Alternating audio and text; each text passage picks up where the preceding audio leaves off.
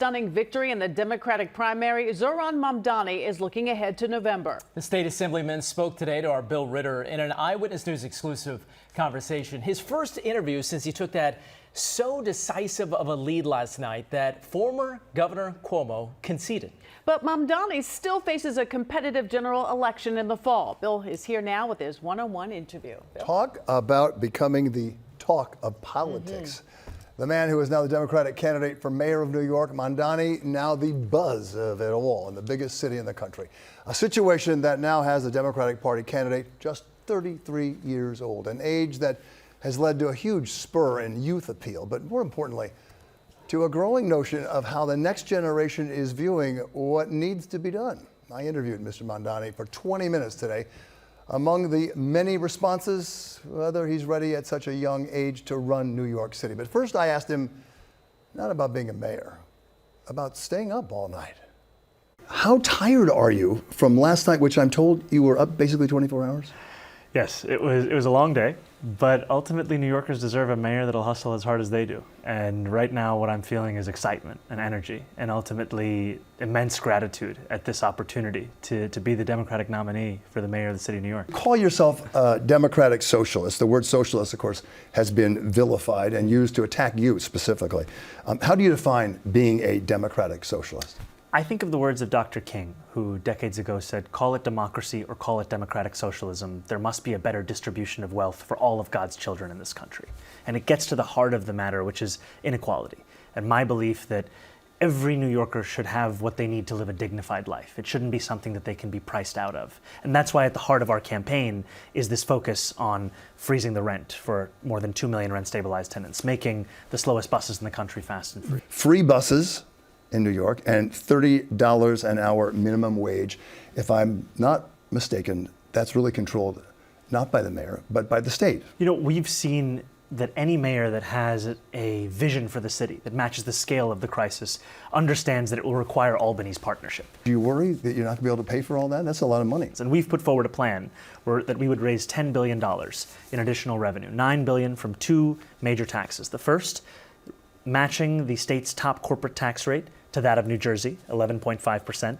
That raises about $5 billion. And the second is increasing personal income taxes on the top 1% of New Yorkers. These are New Yorkers who make $1 million or more a year, and only doing so by 2%. I'm going to talk about public safety, if you want to get into that. Please. How do you see the role of police in New York City? What is the role of the NYPD in people's lives? The NYPD play a critical role in creating public safety. And when I've had conversations with rank and file police officers, what I've heard time and again is a frustration where they signed up to join the force to tackle serious crimes. And instead they're being asked to play the roles of social workers and mental health professionals. And ultimately that ask to play nearly every role, to respond to nearly every failure of the social safety net, is one that is preventing them from addressing those serious crimes. I've said time and again, we're going to keep the same number of officers that we have. We're just going to let them actually focus on serious crimes and ensure we hire mental health professionals and social workers to respond to those crises. Okay, I want to just have you repeat that. You're not saying cut back on the number of cops in New York City. I have said time and again, I'm sustaining the number of officers. Let's talk about Israel and Palestine. Many New Yorkers, though, are worried about comments you have made in the past about the Middle East. Do you support the concept of Israel as a Jewish state? I've said time and again that I support Israel's right to exist as a state with equal rights for all. And ultimately, my focus is on the 5 boroughs of this city. And I know, however, that New Yorkers' hopes and dreams and fears extend beyond these 5 boroughs. And while I have made very clear my belief in universal human rights and my commitments to that end. 1 in 10 New Yorkers is Jewish. Many have concerns about your stance. You have a second, you can talk to them right now. What do you have to say to them? Anti-Semitism is a real issue in this city and in this country, and there's no place for it. And ultimately, what we need is a city and an administration that protects Jewish New Yorkers and protects every New Yorker. And part of that is actually the commitment to invest 800% increase in anti-hate crime programming, such that we can actually root out the bigotry in this city. People have concerns about where you stand with President Trump. How wedded to the future of this city is he, and how wedded are you? I am wedded to the future of this city. This is a city that I love, a city that I grew up in, and a city that I want to grow old in, like each and every other New Yorker. And what concerns me is that President Trump's interest in our city oftentimes is one to make an example of us, to attack the very fabric of what makes so many of us to be proud as New Yorkers. And I am going to be the mayor who will stand up for New Yorkers, no matter whether it's because Trump is attacking them on the basis of their documentation, their sexual orientation, or their politics. There are people who are going to come against you very strongly. I expect that. And you say to them what?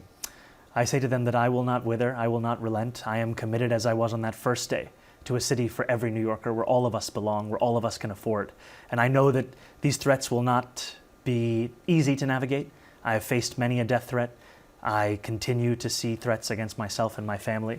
And yet I know ultimately that this is not representative of the city. The city is actually represented by a belief in our continued possibility. Really interesting, I think, right? By the way, President Trump, a former New Yorker, wasting little time by trashing him. The President of the United States calling the man who could be the next mayor of New York, in Trump's words, a 100% communist lunatic who looks terrible and is not very smart, end quote. He's not a communist by any means, not a lunatic, looks pretty good and is very smart. As we discovered in my 20-minute interview with him, we'll have more tonight at 6 o'clock. Yeah, well, great interview. 33 years old, Mamdani, no real record to go after. You asked him, is he ready to become mayor of New York City? What did he say? Yeah, he said, well, we do have a trail record here a little bit. We ran a campaign. I said, well, with all due respect, sir, running a campaign is not the same. And he said, no, you're right. Of course it's not. But he did acknowledge that, this is about learning. And he says, we got to hire really good people. And he seems to be putting a lot on the table about what he believes. And I think politics is very different.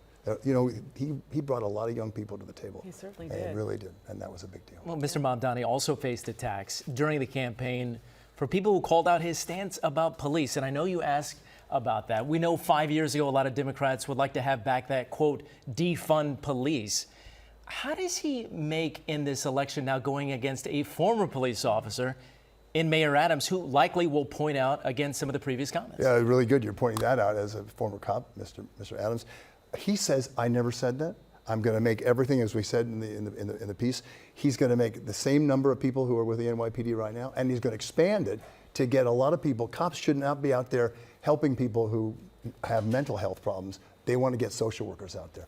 Not a bad thing. He says, I never said defund the cops. Never. Well, it was a great interview, great it's interesting. insights. And we have more on Up Close Sunday, and of course at 6 o'clock tonight we have more.